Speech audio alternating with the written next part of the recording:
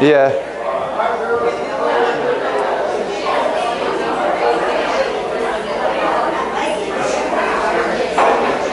Are we online? All right.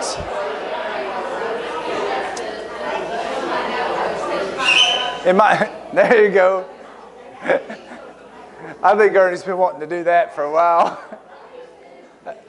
It's I think maybe the time change has helped our energy level this morning, because there's a lot more. I know I feel a lot better. This will be the only day I'll feel a lot better. After this, I'll go into deep, dark depression about 4 o'clock every afternoon. But for now, this is good. We got that extra hour. I was able to take advantage of that, and hopefully you did too. So hate to break up the conversation, but let's get ready to look at 1 Corinthians chapter 13. 1 Corinthians chapter 13 is going to be where we are today. And we're going to cover the whole chapter. Woohoo! And I'm grateful to have this chapter. Seems like the last couple I've had have been a little bit thorny, shall we say. A little bit tricky or obscure, or something that's maybe get sweaty palms before we talk about it. Not this time. I think we're going to be good. We'll see if I can manage to mess that up. Anyway, we're going to look at this chapter here, 1 Corinthians chapter 13. I'm just going to read it through, and then we'll get on to some thoughts, and we'll break it down in our usual pattern here. If I speak in the tongues of mortals and of angels, but do not have love, I am a noisy gong or a clanging cymbal. And if I have prophetic powers and understand all mysteries and all knowledge, and if I have all faith so as to remove mountains, but do not have love, I am nothing. If I give away all my possessions, and if I hand over my body so that I may boast, but do not have love, I gain nothing. Love is patient. Love is kind. Love is not envious or boastful or arrogant or rude. It does not insist on its own way. It is not irritable or resentful. It does not rejoice in wrongdoing, but rejoices in the truth. It bears all things, believes all things, hopes all things, endures all things. Love never ends. But as for prophecies, they will come to an end. As for tongues, they will cease. As for knowledge, it will come to an end. For we know only in part, and we prophesy only in part. But when the complete comes, the partial will come to an end. When I was a child, I spoke like a child. I thought like a child. I reasoned like a child. When I became an adult, I put an end to childish ways. For now we see in a mirror, dimly, but then we will see face to face. Now I know only in part, then I will know fully, even as I have been fully known. And now faith, hope, and love abide in these three, and the greatest of these is love. Now, why Paul starts with a wedding ceremony in the middle of this whole talk about the church and everything like that is beyond me. I hadn't quite worked that part out. But this is a passage that I suppose is in most wedding ceremonies at some point. That's really not what he's talking about, though, is he? He's talking about the church. And it occurs to me, too, have you ever wondered, what Paul, the person, was like to hang around? If you're going over to dinner at Paul's place, what would that be like? How many of you think you like he's mostly a brain box and you're going to get a lot of heavy philosophical conversation and maybe a bit of a toe stomping? Anybody think that way? Like he's going to be real heavy? I kind of think with this right here, one thing that we might insinuate about Paul and being around Paul is that if Paul isn't like this, he would never get a chance to write it. Nobody would believe it, right? He would be a massive hypocrite. So this must be some kind of reflection of what it was like to be with Paul. And who wants to be with somebody like this? Right? I would rather be No, I probably shouldn't say that. I'd rather be with somebody like this probably than be somebody like this sometimes, right? So let's break this down. I think there's something here that Paul is talking about. As we mentioned before, we're coming off. This falls, I think, between chapter 12 and chapter 14, and it's sort of like the mid part of the play. Let's say if it's a play, you got chapter 12, maybe sets it up, but the 14 kind of ends. This is like the crux of it. This is the connecting piece. You can't really it doesn't make a lot of sense outside of that context. Right, so we've been talking about the divisions. We've been talking about, just last week we talked about how people were, saying their particular talent or gift is better than everybody else's, and he's trying to explain, like, that's not how this works. You got to be working together. This is the body. We get the body image, which is really helpful, right? And even as much as we know that working as a team or working as a body, we might give lip service to these things, right? It doesn't necessarily mean that we actually practice it well. I don't know, the last few years at work, we've gone through so many team building exercises. Team building exercises. We're going to have another one in December. Team building exercises, right? Okay, everybody plays an important part of the team. We all know this. We all say this. But we don't all live it, do we? And I think what Paul is given here is, this is how, in chapter 13, this is how you make those things work. You want to be one body? Here's how you do it. So let's break it down a little bit. If I speak in the tongues of humans and angels, but I do not have love, I am a noisy gong or a clanging cymbal. So, tongues and angels, of angels and humans. So most of the commentary I read said this is probably hyperbole, right? He's just being hyperbolic. Surely you're not just as worthless as a gong or a cymbal. Right, if you have these things. He probably is true. But it also dawned on me, like, speaking in tongues was a real thing. It was a real thing that was happening. And maybe I'm the only one, but this kind of went off for me. When I think about speaking in tongues, I think about maybe as a concept. This is something that people did as a concept in the past. Maybe this is what I do as I'm a translator. Maybe I could do some of this. And I don't think of it in the sense of what was actually happening and how amazing that was. As somebody who did study a language and learned it second, like, it's years of practice and effort and countless mistakes and embarrassments and humiliations and all the other things, the adventures, all that packed in, and you think you didn't have to do anything and you could jump straight to the thing, just instantaneously. That's remarkable. That's why it's called a miracle, right? It's miraculous. But he says here, all that miraculous stuff is pointless. It's worthless talent if you don't have love. Whether it's angels or humans. If you think, okay, let's say he is talking about angels, the tongues of angels. Maybe Steve will get into that next week, where maybe this is the thing, that people are speaking angelic tongues. I don't know. I don't know what that would even mean. I don't know anything about how that works or would work or anything like that. But even if it's true, how cool would that be? How awesome would that be? And he says it's pointless if you don't have love. You can't make that. I would think, okay, well, that's probably made his point strong enough. But he continues on. He says, and if I have prophetic powers and understand all mysteries and all knowledge, we'll stop right there. Prophetic powers.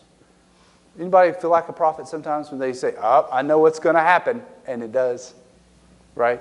And prophecy, right, is a multi-layered thing. It's multi-layered discipline in this. It's not just being able to tell the future. Our HR representative reads palms. I think it's a little bit creepy, but she reads palms, and she'd evidently done a palm reading for one of my coworkers, and she's trying to tell the future, right? And you kind of want to believe that in some way, maybe like there's some way of knowing, because the future is a bit scary, isn't it? What's the image? Anytime you're talking about the future, it's like you're walking backwards into it. You can only see what came before. You have no idea what's coming ahead. And a lot of us like control. We want to control our situation, and we want to look ahead and know this is what's going to happen. This is what's down the road, isn't it? Isn't that what we do? That would be a tremendously useful thing to know, to be sure of, a prophetic power. Or to be able to elucidate what the Scripture says, know the will of God through what it says. That would be an excellent thing too, to not be wrong. He says right here, understand all mysteries. And here's where I get my problems come in. A little self-confession time. I want comprehension as much as anything. To me, that is, I want to understand. You look at whatever some sort of craziness is going on, and I got to understand why this is the way it is. And that can lead me down a whole bunch of rabbit holes, and it does. Or it leads me to a lot of conversation. I want to know why somebody's doing what they're doing. I got to know. I got to know. Comprehension I value probably more than a lot of things. What Paul steps on my toes here, he says, even if you understand all the things yet to be revealed, all the mysteries, even if you have all the knowledge and the truth that you can have, guess what? No love, nothing. You might as well not. You miss the boat, right? All mysteries and all knowledge. Paul had a lot more knowledge and a lot more understanding than I'll ever have about any of these things, right? And he says, don't have it. It's nothing. What about faith, though? Faith surely is a great thing. He says at the end of it, he says faith, is faith, hope, and love, right? These things remain. Faith, hope, and love, right? These things. It's good. How are we saved? By grace through faith, right? Faith is a critical part of what we do. But what does he say? To remove mountains. Jesus talked about a mustard seed of faith will remove mountains. Like you get that, just the smallest amount, you can do enormous things. How many times did Jesus say, oh, ye of little faith, right? You got all the faith that you can have right now. Paul's setting this up. You got all kinds of faith, right? But you don't have love? Nothing. Nothing. And, well, I'm going to go on to 3. If I give away all my possessions. Okay, I think about this with the rich young ruler, right? We read about him the other day in small group. And you got everything. And it takes a lot, right? Most of us do not give up all of our possessions for something. We're not going to, right? That's just not, it's not even on the table. But imagine if you did. You gave it all up. And you renounced all of those things. I remember reading about some of the first monks in the year about 300-400 AD. They came from nobility, a lot of them. And one of the things that really brought up, I think it was Martin, for one, that really made them famous in the early church is that they gave up. They renounced all their titles, all the money they had, and they went and lived in some shacks by a river. And that's where they prayed. Those are the first monasteries. They gave it all up. And there's something about that, you're like, okay. You've got that faith right there that's removing mountains. You've got this. You're giving it all up. But what does Paul say? If you don't love, pointless. It's nothing. I gain nothing. What about handing over your body? Who isn't moved by the story of a martyr? Can you be martyred and not have loved? Probably. I imagine so. Right? Giving up your body to be abused or to be persecuted or whatever, you think, surely if I give that up, I've given everything, I've got something to boast about. Right? I've given up this. Paul himself talks about the stripes on his back. We've suffered with Jesus, and this is a big thing, but what does he say? Even if you go through all that, but you don't love, you gain nothing. So, all of those things, I would argue, are essential to Christian walks, right? We would quibble on tongues, right? That's just well, even that though. I mean, we've got to have people in the church, right, who do Bible translations, who do work with other people to spread the gospel. That's essential, right? Being able to rightly divide the word of truth, to be able to bring out what God wants, to listen to what His guidance is. That's essential for a Christian. Understanding as much as we can. That's essential. Having faith is essential. Giving, being generous, sacrificially generous is essential. Being willing to suffer for persecution for Christ's sake is essential. But all of those things are just worthless if we don't have love. It seems like cliche sometimes when I talk about these or I think about this, like, yeah, all you need is love, and like, oh, that's super simple. Give me the meat of something. Like I would say, oh, that's just easy. Give me the theology behind it, or give me the scripture, or whatever. Let's dive into the real meat of it. That's sort of the way I might have used to look at it. It's just you're boiling it down to say you just need to love. That's too simple, but it's not, is it? It's not simple at all when you try to work all that out. And I think part of what might go on here is that our time and place, our society and culture is bereft, really, of what love is, isn't it? Like we don't get it. How many different words? I can't remember. Is it 5 words for love or something to that? 4 in the Greek, right? They got all these little nuances that you can throw out there, and you can kind of comprehend that somewhat, maybe conceptually. But that's not at all how we think about it, is it? It's rather flippant, or we use it sarcastically, or we've got all kinds of different ways to talk about love and think about love. For us, love is primarily, I think, the most prioritized love is romantic love. Would you agree? Most every single song we listen to on my random time capsule playlist on the way up here was a love song. But it wasn't Paul love, was it? It wasn't. It was. There might be some of that packed in there. I didn't pay that close attention. But mostly, they're love songs. Romantic love is the highest calling of love, right? If you get along really well with somebody, then ultimately, what do you say? Well, you're probably going to have to consider a romantic relationship with that person at least, because that's really the pinnacle of everything. But I think what Paul's saying here is, no, that's not the case. Anyway, that's a little bit of a tangent. Do we have any thoughts that you want to share about this first paragraph? Yes? The word charity is the old word for this. Yes. I think the beauty of the word charity is it doesn't carry with it so much the emotion as it does the quality of love. And to have charity towards someone is not really necessarily the same thing as to have that affection.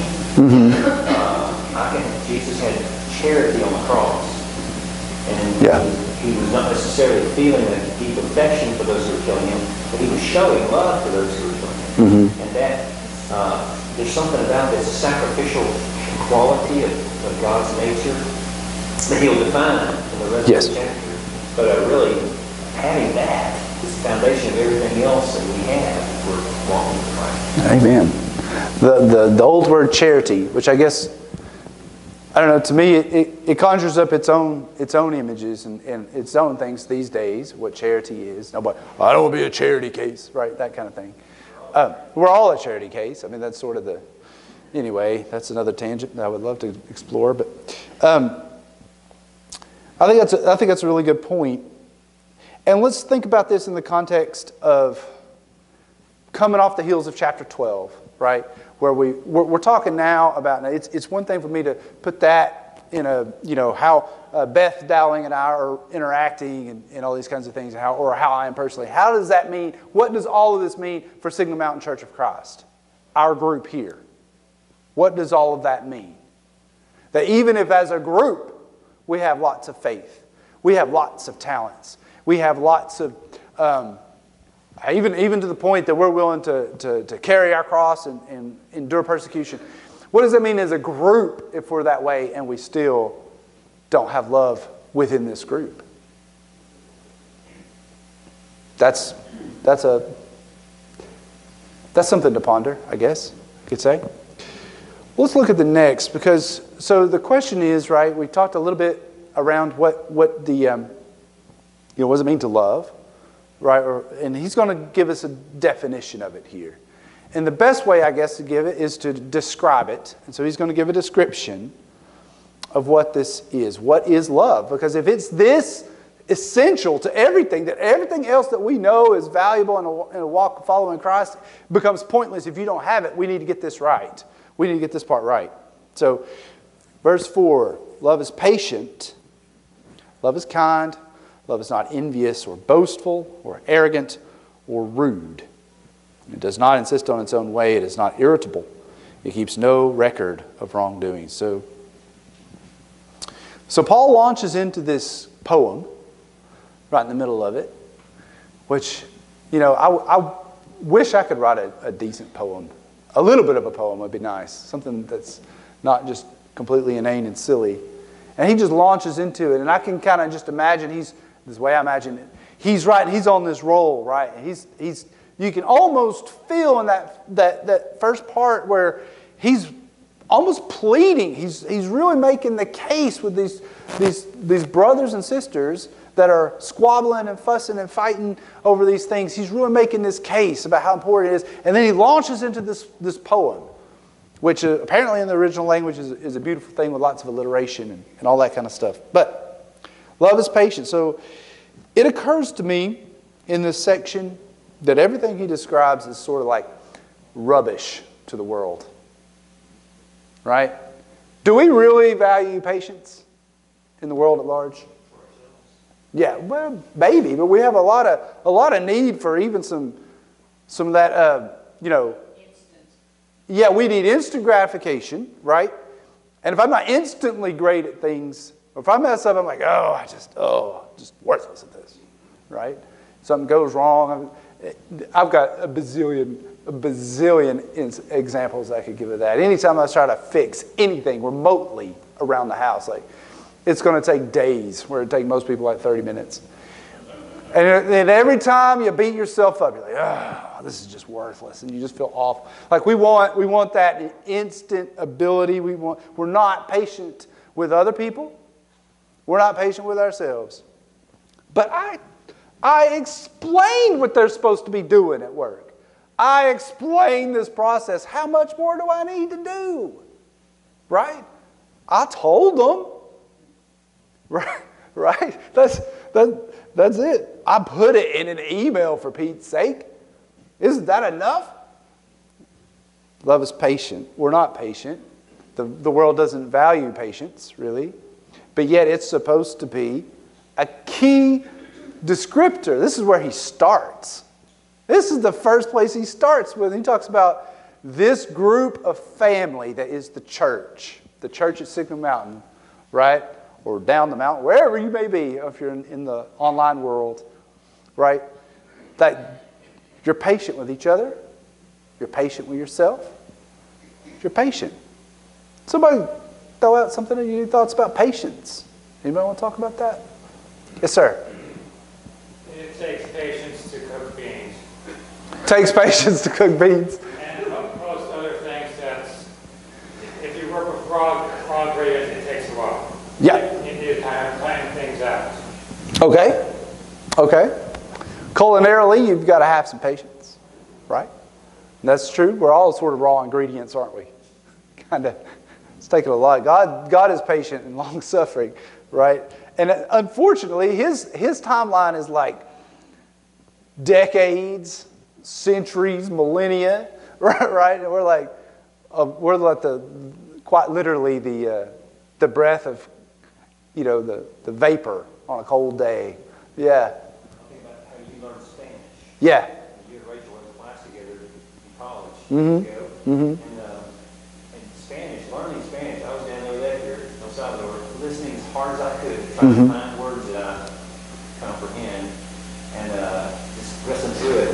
But after being there for a week, some things began to click a little bit. Yep. A little bit. If it was in the same environment where they use the same kind of language over and over. And I thought about how you guys can speak another language and taking the time and the effort and the patience. Patience. It does take patience to get there. Yeah, patience is key. That's a good point. It takes a bunch of years. It takes a bunch of years and a lot of mistakes. We've got to love that. Yes, ma'am.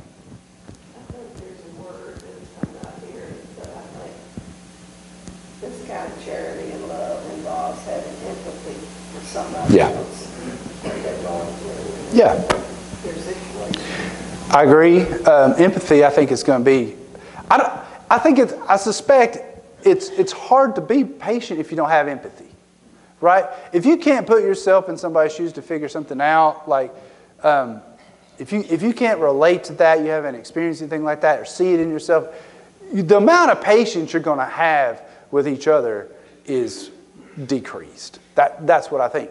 Now, I also think, I might be wrong, that probably some of us have better talents at developing empathy than others.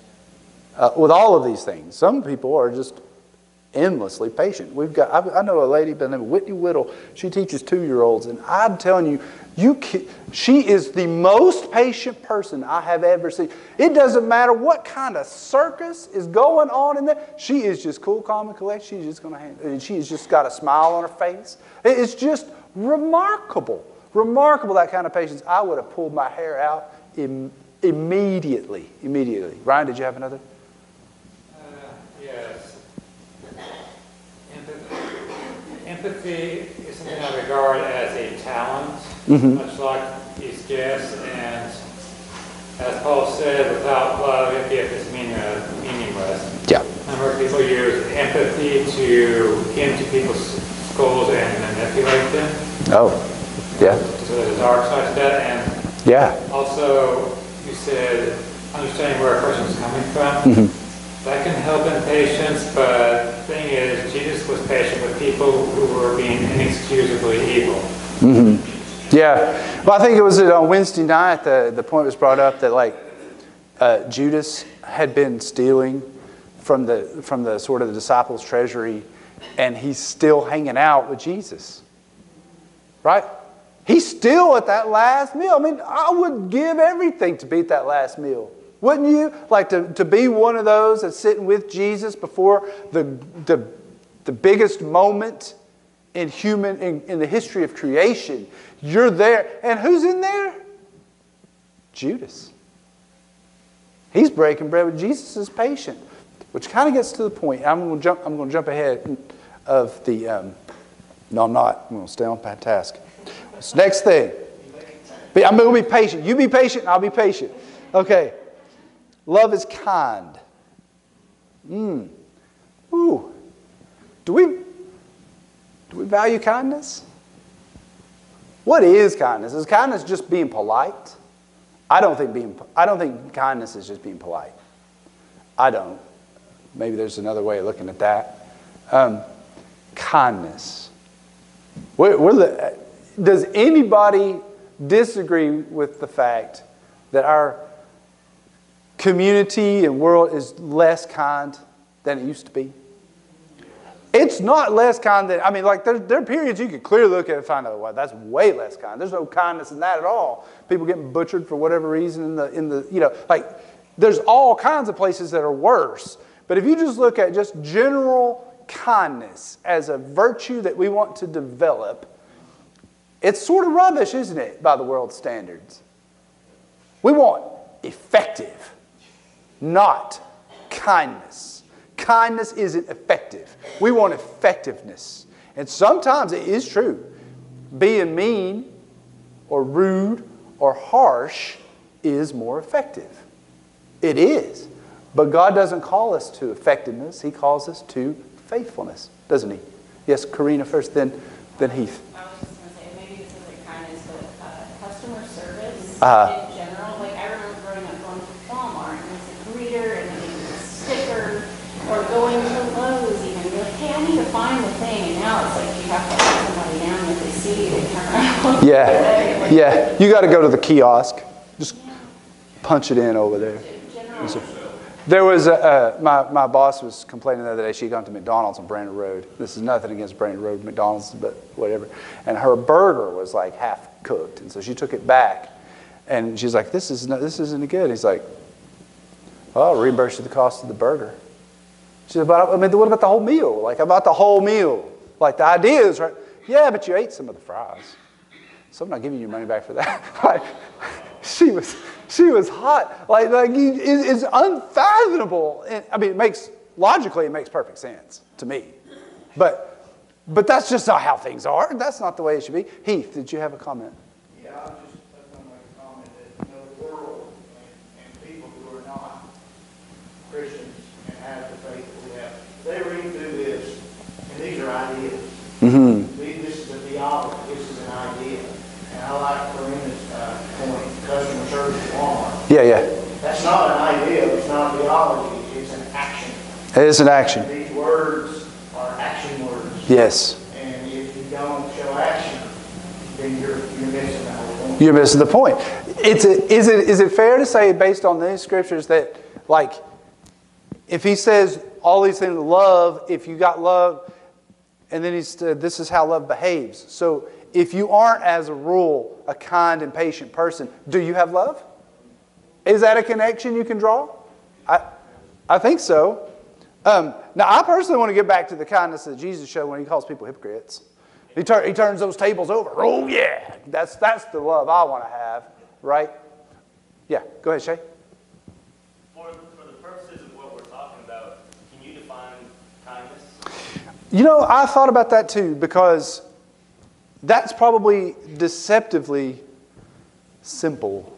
I think kindness is probably one of those things that you have to think about. Is it kind to, let's say I've got something in my teeth from lunch. And if Corey says, hey, you got a big blob of spinach right there, how's that going to make me feel? Mortified, probably, because Corey's seen me with a blob of spinach in my teeth. But is it kinder for her to say something so that when I go talk to somebody else, I mean, it probably gets tricky. It probably gets tricky. It is definitely worth thinking of. Yeah. I was looking through other translations of it, and one of the things that applies is kind and thoughtful. Thoughtful. Kindness is maybe also, or broader, is being thoughtful about the other person or the other situation. Yeah. Being thoughtful, and that thoughtfulness is really helpful. Yes, ma'am? Think about Melanie, as Carly Carolyn saying, Gone with the Wind. Okay. Melanie, she was kind. She always thought of a person, she thought the best of them. Yeah. She's kind. That's kindness. Just a simple little act. Her whole being, she Yeah. the best in Carla, all of them. I think of a person that's kind, that's Yeah, it's definitely not just like being polite. Like, you think about somebody's kind, they just use nice words, they say please and thank you. That's really not, I don't think what kindness is. I think it's deeper than that. Okay. A definition that I saw was that to show oneself mild. To show oneself mild.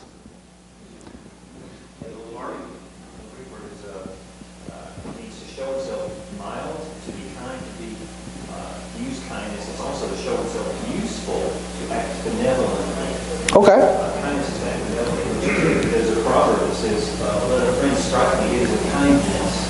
What he's talking about is, if I'm going the wrong way and somebody can turn me around, what they got to do to me would be kind toward me to do so. If it's help. Yeah. If he really has a benevolent sense that I want what's best for you, sometimes a spanking is the kindest thing you do for a child. If you don't, you actually set them up for much worse. So kindness has something to do with it. It's not always gentle. Yeah. But it is always good and benevolent toward the best. So the one thing that I listen to that, in the couple things I pick out, the proverb, because it said a friend, and then you mentioned a parent and a child. All of those things involve close relationship. I don't think me smacking somebody that I don't have a relationship is probably ever going to be kind, right? So you've got to have, it's got to be in a certain, me calling Brent out on social media for his, ridiculous ideas is probably not going to be kind if I don't have a relationship with Brent, right? Probably not kind anyway, right?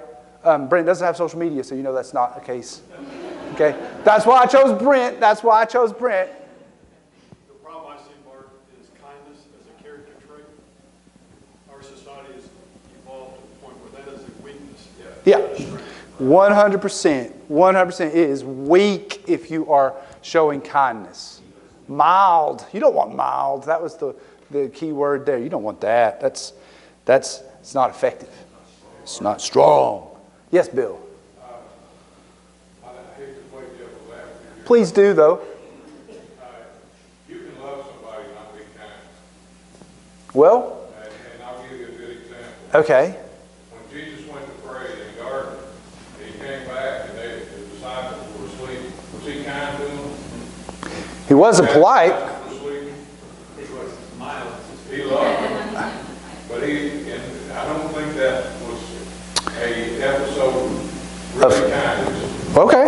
Well. But you wouldn't say that Jesus wasn't kind then? No, I wouldn't say that at all. I think it depends on the situation. Could you really define kindness?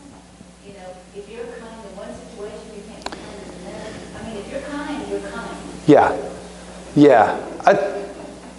I think there is an issue of like sort of singular instances in which we know Jesus didn't make mistakes, right? So it must have been the right thing in that particular instance. I also know that I'm not Jesus. And I would love to continue with kindness because there's a lot there. But we've got some other things here to cover. Yes, sir. It is hard to love somebody who doesn't love you back. That's where Jesus really raises the bar when he talks about loving your enemies.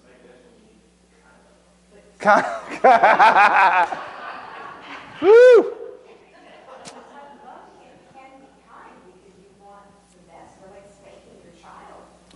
Yeah, it's disturbing how much you guys keep bringing up beating people for kindness.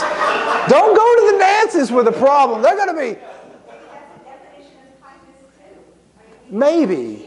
I mean, I wouldn't just tweak that, being modern and young. I would say boundaries.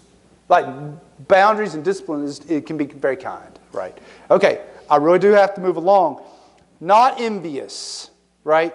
It's not envious. He's going to switch and define it in a negative way. Here's what it's not. It's not envious. So, is that fairly self-explanatory? Maybe it is. It's not boastful or arrogant. We like boastfulness in our culture right now, don't we? We like to boast about how awesome we are, or whatever the case is. That is how you get ahead. A lot of times we're doing interviews and we got resumes, and I'm 95% sure that a lot of what's in there is not even true. Or at minimum, it's heavily inflated and like it's boasting because you want to give your best, make first impressions that are really good, right? That's not it. Arrogance to me is that sense that I can look at whatever situation from the outside with about 5 minutes of conversation hearing about it and say, I know what that is. Here's what it is. Here's how you fix that, right? There's a lot there, and I can't believe that's the bell. That is really unfortunate. As long as you have someone's best interest in mind, I would still define it as kind. Yeah. I think there's a lot to be said about kindness is putting some, but it's also, I'm going to accept that for sure. But look what he says in this last one, or rude. I like that, right? Because sometimes we think it's, oh, well, I'm truthful about this. They're lazy, and I just need to tell them they're lazy, right? And rudeness is the currency of today, it seems to me. I might be wrong. But it seems to me that rudeness is the currency of the day. Our conversations and the way we feel it's okay to behave, the way we want to correct somebody or whatever, it's okay to be rude. Maybe I'm misunderstanding it, but if Paul's defining how love behaves and rudeness is a characteristic of my life, I probably am not loving, right? If I'm arrogant and I'm boastful, and if I'm insisting on my own way, of course, I would never see that. I would never see myself as insisting on my way. That's something everybody else does, right? If I'm super irritable all the time, probably not loving. Okay, now I know there's more here, and we didn't even get to the other interesting bits. But I do want to leave this out here as a challenge. If love is that critical, is what Paul's saying and what Jesus says about being the foundation of the law and the prophets, we need to make sure we have it right. So my suggestion for sort of an application is spend some time in prayer with these verses and try to think of the way that Jesus exemplified these things. Jesus spent a lot of time railing on some Pharisees, didn't he? But he also spent days in conversation with them. He broke bread with them. They're at the house, right? He spent time with sinners and tax collectors. There must have been some kindness in that, right? So think about how Jesus did. Then in prayer, think about how you are, reflectively. And don't use this as a moment. Don't use this as a moment to put yourself on a heavy guilt trip. Because the truth of the matter is, you ain't living up to it. None of us are, right? So don't use it to try to make yourself feel guilty. Use it instead to try to see what you need to develop. And then also in that moment of prayer, maybe the upper room would be a good place for this. In that moment of prayer, think about the things that you do well.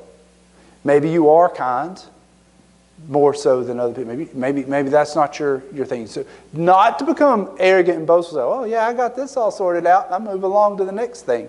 Like, just really think about it, because the truth is that all of us do some of this well, and all of us do some of this poorly. On some days we're doing better than others, and some situations, and it's complicated, and only God knows, and ultimately it's not going to be what saves us anyway. It's going to be God's grace, but we want to try to practice living for the new world, which gets to the part that I'm not going to get a chance to talk to about, but let's talk real quick here about love never ending, okay? There was a lot of conversation back when I was a kid growing up trying to figure out what the complete was and the partial and end and seeing dimly through a glass and all that. I can throw here what I think. And I think Paul is saying that in the full kingdom, in the new heavens and new earth that Paul talks about in Romans and talks about later in Ephesians, when all things are brought into Christ, all of those things, this is what we're practicing for now. We live this way now, not perfectly. We're living this way because we are anticipating how it's going to be. That's what faith is. And that's how we want to live. And he says here, and why is it that love is the one that lasts? I'm going to quote an old hymn here. Because he says in the last verse now, faith, hope, and love remain, these three, and the greatest is love. Why? Why in the new world will love be the one that remains? This old hymn puts it like this. Faith will vanish into sight. Hope be emptied in delight. Love in heaven will shine more bright. Right? Well, that's maybe worth one more time. Faith will vanish into sight. Hope be emptied in delight. Love in heaven will shine more bright.